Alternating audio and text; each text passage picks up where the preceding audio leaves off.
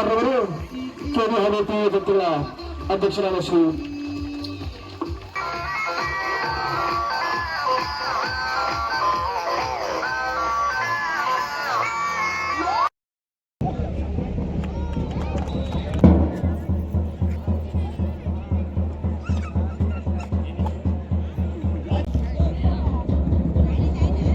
Group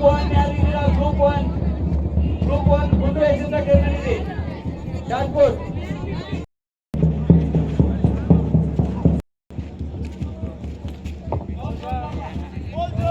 group 1 ಎಲ್ಲ ಅತಿಥಿ ಅಭ್ಯರ್ಥಿಗಳು ದೀಪವನ್ನು ಬೆಳಗುವುದರ ಮೂಲಕ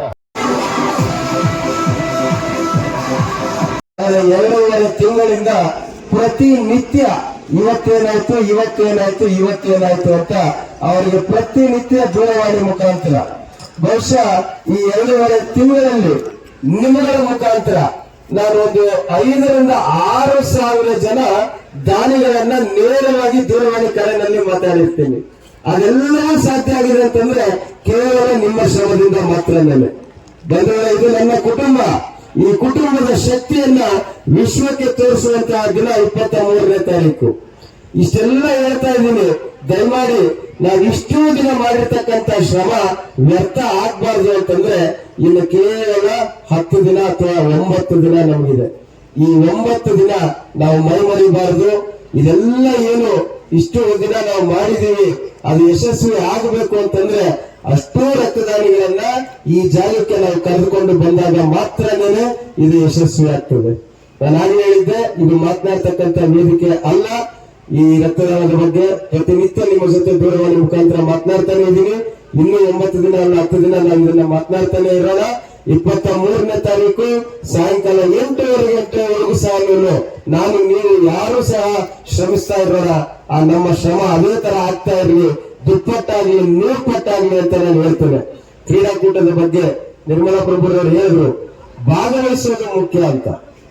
ಇವತ್ತು ದತ್ತಿ ದಿನಾಚರಣೆಯನ್ನ ಒಂದು ಒಳ್ಳೆಯ ವೇದಿಕೆಯಾಗಿ ನಿರ್ಮಾಣ ಮಾಡಬೇಕು ಅನ್ನೋದು ನನ್ನ ಉದ್ದೇಶ. ಯಾರು ಪ್ರಾರ್ಥನೆ ಮಾಡಕ್ಕೆ ಬರೋದಿಲ್ಲ ಅವರನ್ನ ಕರ್ಕೊಂಡ್ಬಂದು ಪ್ರಾರ್ಥನೆ ಮಾಡಿಸ್ಬೇಕು ಅನ್ನೋದು ನನ್ನ ಉದ್ದೇಶ. ಯಾಕೆಂದ್ರೆ ಇದೊಂದು ಪ್ರಾರಂಭ ಆಗಬೇಕು. ದತ್ತಿ ದಿನಾಚರಣೆ ಅಂತಂದ್ರೆ ಪ್ರತಿಭೆಗಳ ಅನಾವರಣೆಗೆ ಇರ್ತಕ್ಕಂಥ ಒಂದು ವೇದಿಕೆ ಅಂತ ತಯಾರಾಗಬೇಕು. ಇದು ಇವತ್ತು ಕಳೆದ ವರ್ಷ PUC ನಲ್ಲಿ ಹೊಸದಾಗಿ ಸೇರಿದಂತ ಮೃದುಲಾ ಅವರನ್ನ ಕರ್ಕೊಂಡ್ಬಂದು ನಾನು ಇಲ್ಲಿ ಆಂಕರಿಂಗ್ ಮಾಡಿಸಿದೆ. ಈ ಬಾರಿ ಆಂಕರಿಂಗ್ ಜೀವನದಲ್ಲಿ ಮಾಡದೇ ಇರ್ತಕ್ಕಂಥ ನಾಗಮೋಹನ್ ಮತ್ತು ಪ್ರವೀಣ್ ಕೆಯಲ್ಲಿ ಆಂಕರಿಂಗ್ ಮಾಡಿಸಿದೆ. ನಾನು ಆಕ್ಚುಲಿ ನಿನ್ನೆ ಸಾಯಂಕಾಲ ಪ್ರಾರ್ಥನೆ ಈ ಬಾರಿ ಹೊಸಬರಿಗೆ ಯಾರಿಗಾದ್ರೂ ಮಾಡಬೇಕು ಅಂತ ತುಂಬಾ ಪ್ರಯತ್ನ ಮಾಡಿದೆ. ಕಾಲಾವಕಾಶದ ಕೊರತೆಯಿಂದ ಅದಾಗಲಿಲ್ಲ. ಯಾಕೆ ಇದನ್ನೆಲ್ಲ ಹೇಳ್ತಾ ಇದೀನಿ ಅಂತಂದ್ರೆ, ನೋಡಿ, ಒಮ್ಮೆ ಮಾತನಾಡ್ಲಿಕ್ಕೆ ಪ್ರಾರಂಭ ಆದ್ರೆ ಇವತ್ತು ಮೃದುಲಾ ಆಗ್ಬೋದು, ಉಮಾ ಮೇಡಮ್ ಆಗ್ಬೋದು, ನಮ್ಮ ಪಬ್ಲಿಕ್ ಸ್ಕೂಲ್ ನ ಅನೇಕ ಮಂದಿ, ಇವ್ರಿಗೆಲ್ಲರಿಗೂ ಸಹ ಇವತ್ತು ಎಲ್ಲೇ ಆಗಲಿ ಧೈರ್ಯವಾಗಿ ನಿಂತು ಮಾತಾಡ್ತಕ್ಕಂಥ ಶಕ್ತಿ ಬರ್ತಾ ಇದೆ ಅಂತಂದ್ರೆ ಅದು ಇಂಥ ವೇದಿಕೆಗಳಿಂದ. ಈ ವೇದಿಕೆಯನ್ನ ನಿರ್ಮಾಣ ಮಾಡಿ ಕೊಟ್ಟಿರ್ತಕ್ಕಂಥದ್ದು CV ವೆಂಕಟರಾಯಪ್ಪನವರು.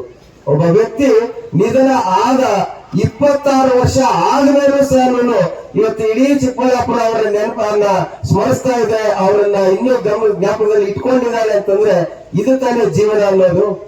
ಇದೇ ತಾನೇ ಒಬ್ಬ ಮನುಷ್ಯನ ಸಂಪೂರ್ಣ ಜೀವನ ಅನ್ನೋದು. ಮನುಷ್ಯ ಬದುಕಿದ್ದಾಗ ಹೇಗಿದ್ದ ಅಂತಲ್ಲ, ಸತ್ತ 26 ವರ್ಷ ಆದ್ಮೇಲೂ ಸಹ ಚಿಕ್ಕಬಳ್ಳಾಪುರದಲ್ಲಿ ಇವತ್ತು ಅವರ ಹೆಸರು ಮಾರ್ಗದರ್ಶಿಸ್ತಾ ಇದೆ ಅಂತಂದ್ರೆ ಅವ್ರು ಮಾಡಿರ್ತಕ್ಕಂಥ ಸಾಧನೆ ಎಂತದ್ದು. ಇವತ್ತು ನನಗೆ ನಿಮಗೆ ಎಲ್ರಿಗೂ ಸಹ ಒಂದು ಪಾಠ ಆಗ್ಬೇಕು.